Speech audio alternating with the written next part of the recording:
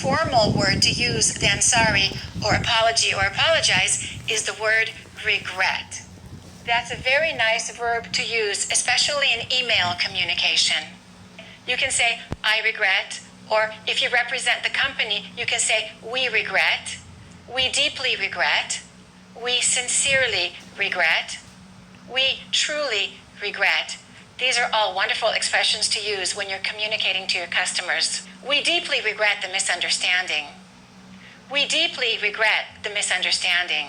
Which expression sounds better to you? Sorry, we don't give refunds. Or, we regret that we're unable to give you a refund. Isn't the second one much better?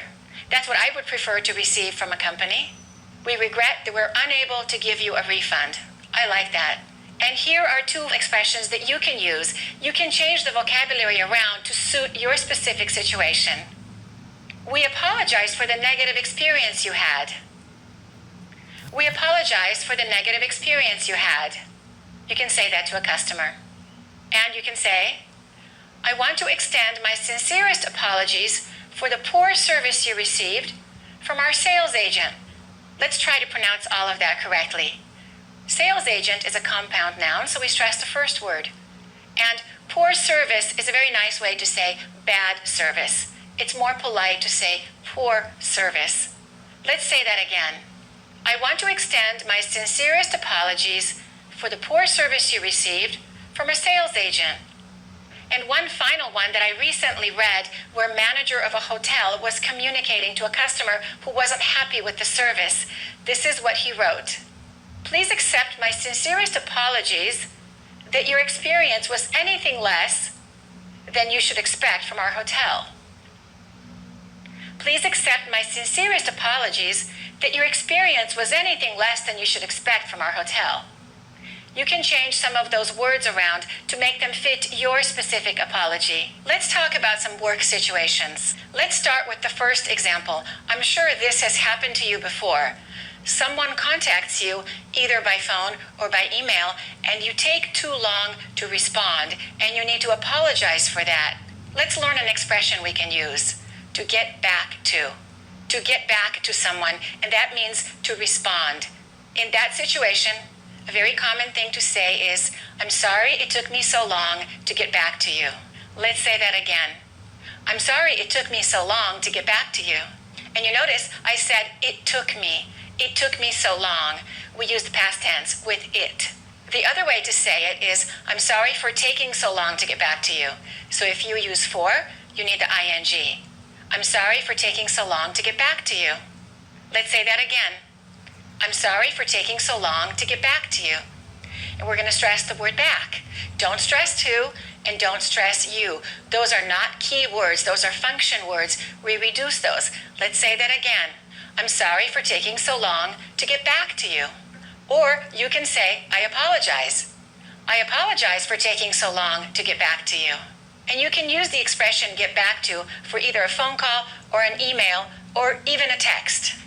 And of course, we can say, I'm sorry it took me so long to reply to your text. And a very nice, more formal way to express that is to say, my sincerest apologies. My sincerest apologies for not getting back to you sooner.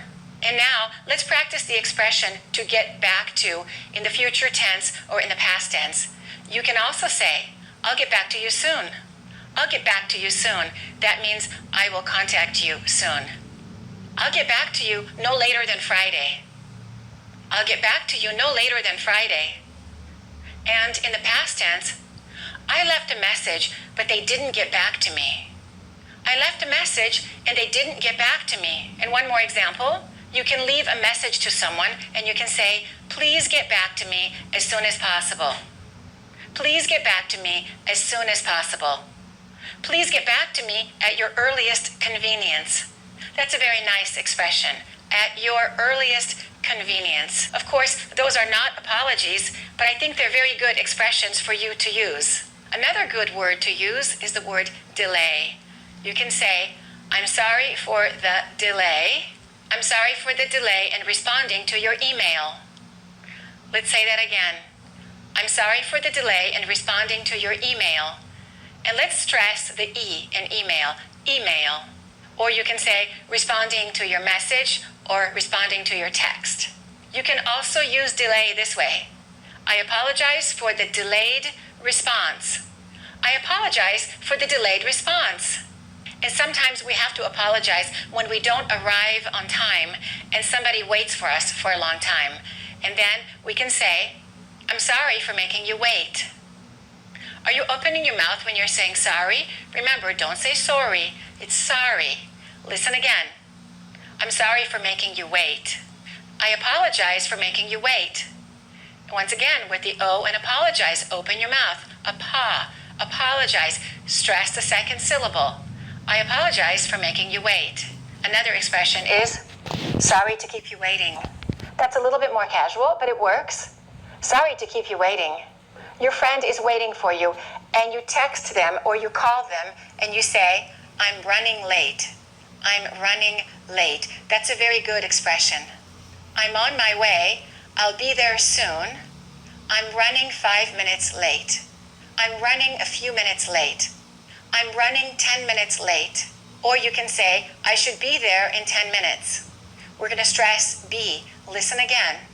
I should be there in 10 minutes. And maybe you're somebody's assistant and you're working in an office and you need to tell the person who is waiting that your boss is coming soon, but they're late. You can say, he's on his way. He's on his way. Or she's on her way. Did you notice I eliminated the H? He's on his way. She's on her way. And when you finally arrive, you can apologize to the person like this. I'm sorry to have kept you waiting. I'm sorry to have kept you waiting. This is when you see them. But if you contact them before that, you can say, I'm sorry to keep you waiting. But when you arrive, you say, I'm sorry to have kept you waiting. Let's say that naturally. I'm sorry to have kept you waiting. We're going to stress kept and waiting. Let's do that again. I'm sorry to have kept you waiting. Apologizing correctly in English is a good skill for you to have because sooner or later we all will need to apologize. Practice using these expressions so when the time comes, you will be able to say them or to write them correctly in English.